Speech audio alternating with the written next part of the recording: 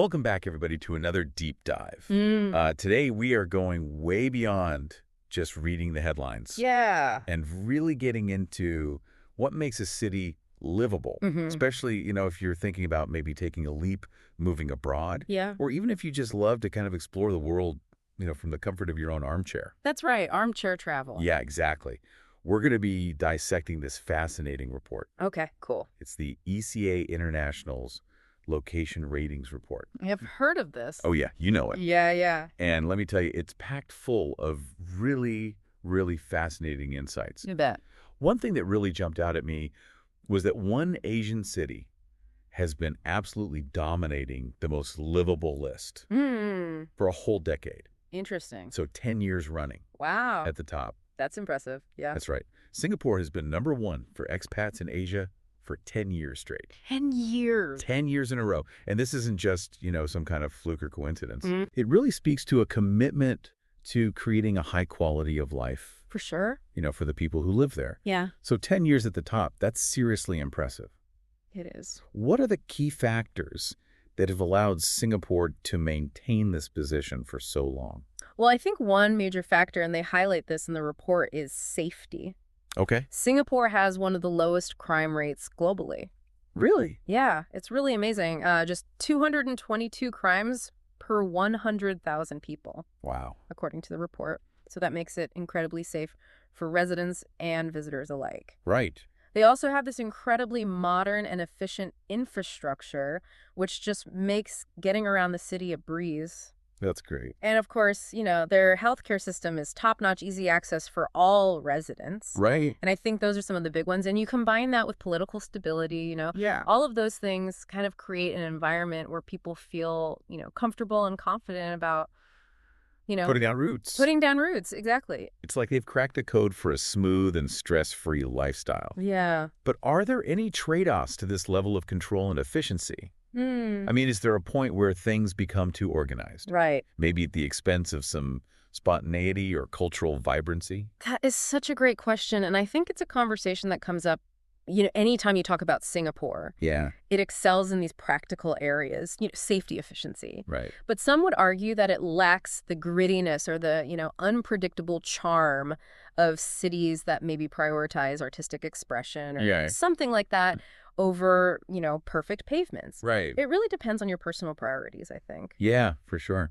And speaking of other priorities, while Singapore's at the top, the ECA report shows other Southeast Asian cities are climbing the ranks too. Interesting. Jakarta moved from 213th to 196th. Wow. Phnom Penh climbed from 200 to 184th, and Hanoi advanced from 160th to 144th. That's great. What's fueling these improvements? Yeah. Well, I think these cities have been investing heavily in transportation, especially Jakarta, which recently completed a new MRT line and is expanding its bus rapid transit system. Oh, wow.